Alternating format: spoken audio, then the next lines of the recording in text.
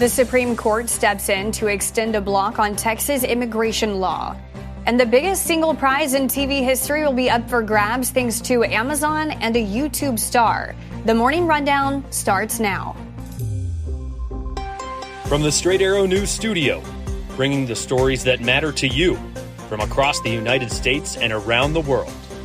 This is the Morning Rundown. Today is Tuesday, March 19th. Thank you for joining us. I'm Kara Rucker. The Supreme Court has placed an indefinite hold on Texas' new immigration law that would allow police to arrest migrants who cross the border illegally. The order issued by Justice Samuel Alito keeps the hold in place as the High Court considers appeals by the Biden administration.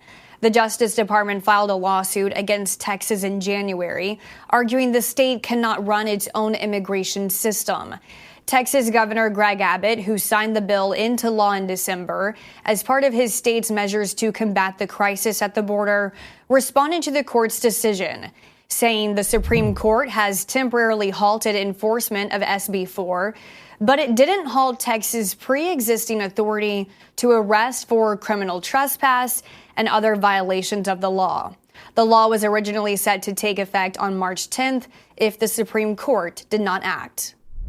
With another partial government shutdown on the horizon, congressional leaders have been working to strike a deal on the last remaining spending bill to be negotiated, funding the Department of Homeland Security. Now, according to multiple reports, they have reached an agreement.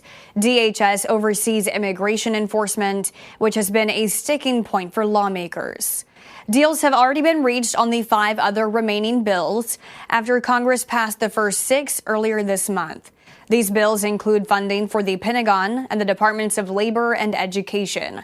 There is a possibility Congress will still need to pass a short-term solution before Friday's deadline, as the House has a rule that members need at least 72 hours to review legislation before voting. Israeli Prime Minister Benjamin Netanyahu has agreed to send a delegation to Washington, D.C. to hear the United States' concerns about Israel's planned operations in the Gaza town of Rafah, where over 1 million displaced Palestinians are living.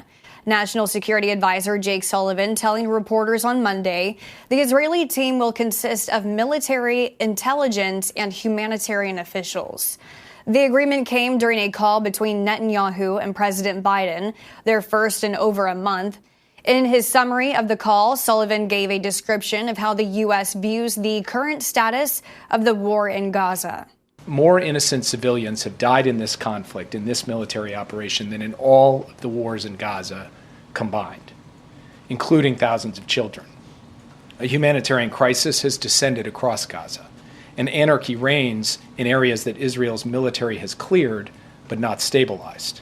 The president told the prime minister again today that we share the goal of defeating Hamas, but we just believe you need a coherent and sustainable strategy to make that happen.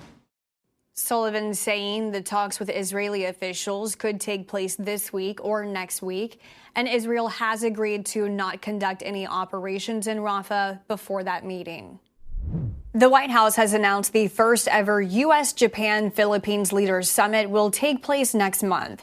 President Biden will welcome the Japanese Prime Minister and Philippines President amidst rising concerns over North Korea's nuclear program and Chinese actions in the South China Sea.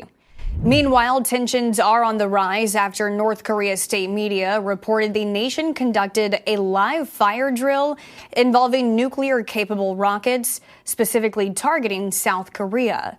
This comes a day after South Korea and Japan reported North Korea fired short-range ballistic missiles toward its eastern coast, just days after South Korea and the U.S. completed a series of combined military drills. Unilever, the company behind brands like Dove, Hellmann's, and Vaseline, announced this morning it plans to spin off its ice cream unit, which includes Ben & Jerry's and Magnum, into a standalone business. Along with this cost-saving move, the company announced it will be cutting around 7,500 jobs.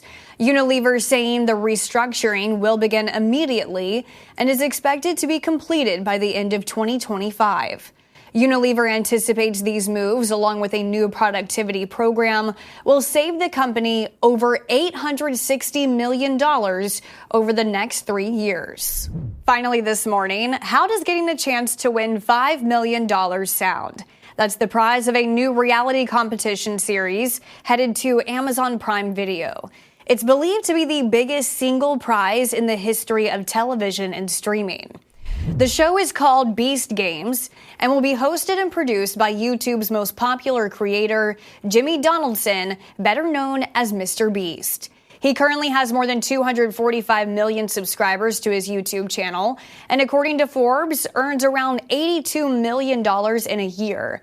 Beast Games will see 1,000 contestants competing for the $5 million cash payout.